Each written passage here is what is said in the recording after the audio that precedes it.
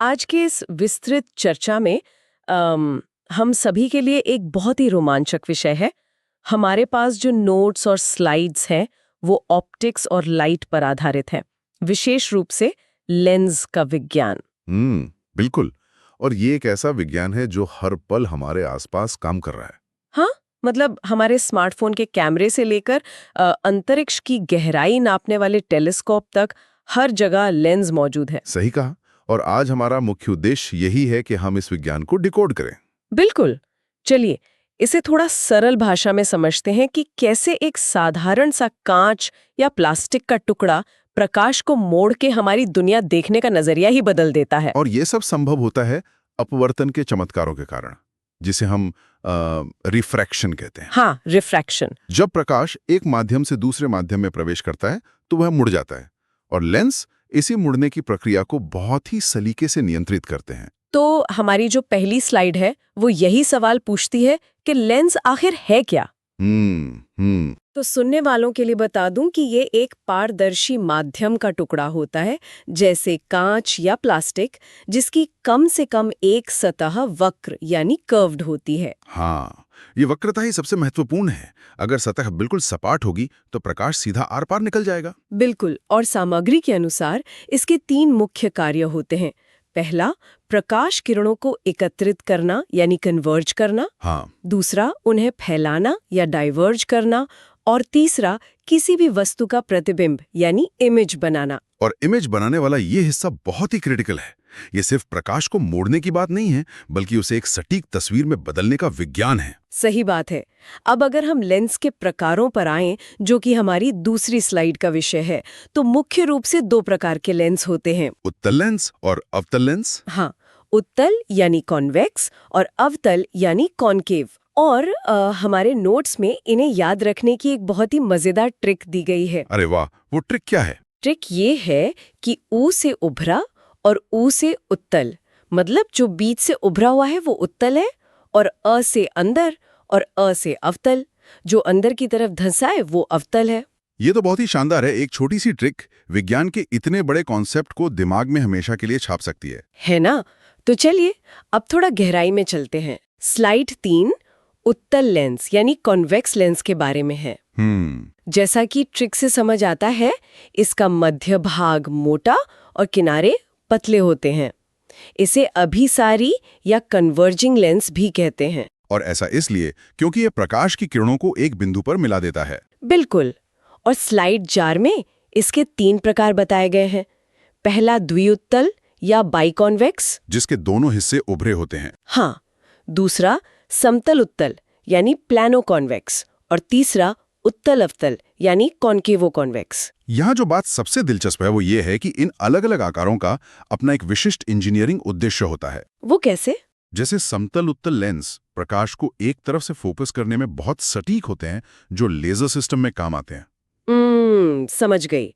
और अगर हम स्लाइड 5 पर जाएं, तो उत्तल लेंस के गुणों की बात की गई है। हाँ, ये वास्तविक यानी रियल और आभासी यानी वर्चुअल दोनों तरह के प्रतिबिंब बना सकता है। और इसका फोकस भी वास्तविक होता है। बिल्कुल। और इसीलिए गणितीय गणनाओं में इसकी फोकल लंबाई धनात्मक यानी पॉजिटिव मानी जाती है। तो अगर हम इसे असल जिंदगी से जोड़ें, तो स्लाइड 6 में इसके उपयोग दिए गए हैं। जैसे आवर्धक कांच या मैग्नीफाइंग ग्लास में। हाँ, कैमरा, माइक्रोस्कोप और दूरबीन में भी। और एक बहुत ही महत्वपूर्ण उपयोग है चिकित्सा के क्षेत्र में, दूरदृष्टि दोष यानी हाइपरमेट्रोपिया को सुधारने में। सही कहा।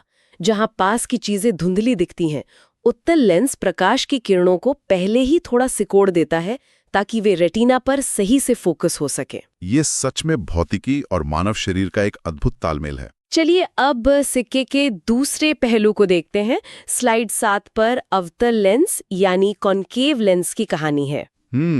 जो अंदर की तरफ धंसा होता है। हाँ, इसका मध्य भाग पतला और किनारे मोटे होते हैं, और ये प्रकाश को फैलाता है, इसलिए इसे अपसारी या डाइवर्जिंग लेंस कहते हैं। और इसके भी वही 3 प्रकार हैं स्लाइड 8 के अनुसार, द्विअवतल, समतल अवतल और अवतल उत्तल। लेकिन इसके गुण बिल्कुल अलग है। स्लाइड 9 बताती है कि अवतल लेंस प्रकाश फैलाता है। और यहाँ सबसे बड़ा विरोधाभास है।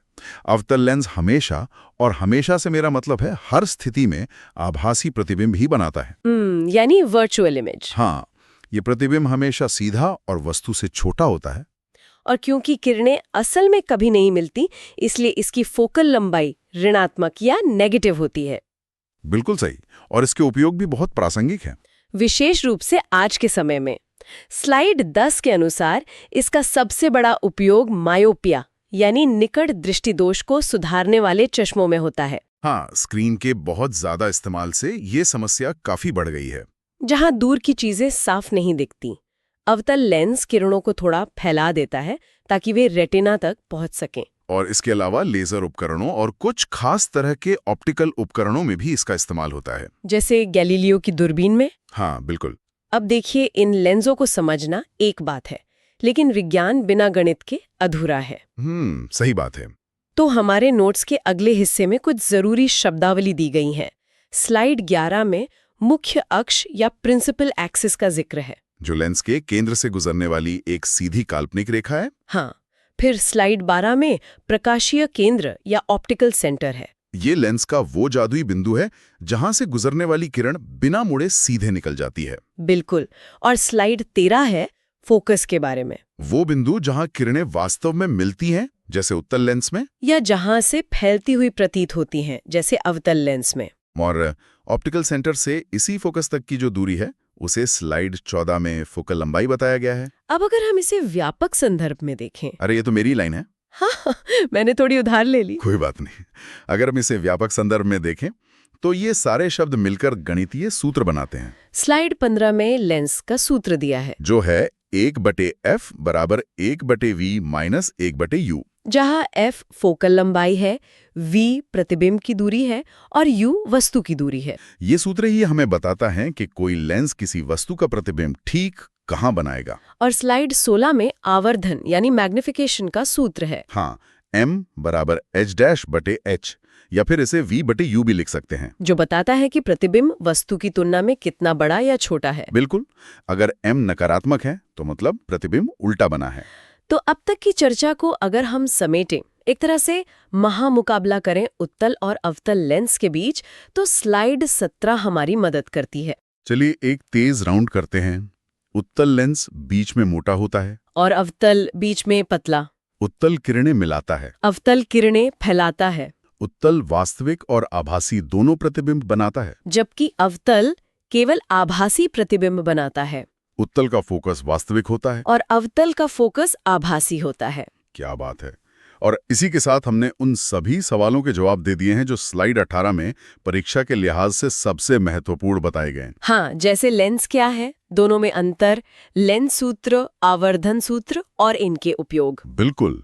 आज की ये चर्चा हर उस इंसान के लिए बहुत काम की है जो इस विषय को समझना चाहता है। तो इस सब का असल मतलब क्या है? एक साधारण सी वक्र सतह कैसे प्रकाश को नियंत्रित करके हमारी दृष्टि को स्पष्ट कर देती है और यहाँ तक कि ब्रह्मांड के रहस्यों को भी हमारे सामने खोलकर रख देती है। बिल्कुल। और इस चर्चा के अंत में मैं एक बहुत ही गहरा विचार साझा करना चाहूंगा। हाँ, जरूर बताइए।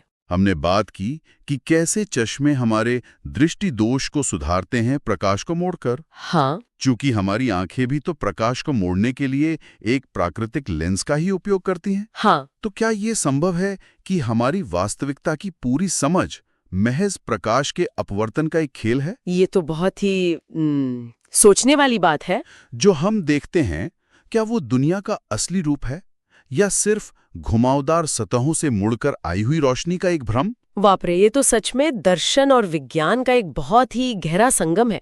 जो वास्तविकता हम महसूस करते हैं वो शायद सिर्फ मोड़ी गई रोशनी का नतीजा है। बिल्कुल। और यही विज्ञान की खूबसूरती है। सही कहा। इस दिलचस्प और सोचने पर मजबूर कर देने वाले विचार के साथ हम आज की इस गहन चर्चा को यहीं विराम देते हैं। सुनने और इस ज्ञान यात्रा में शामिल होने के लिए बहुत बहुत धन्यवाद। मिलते हैं अगली बार एक नए विषय के साथ।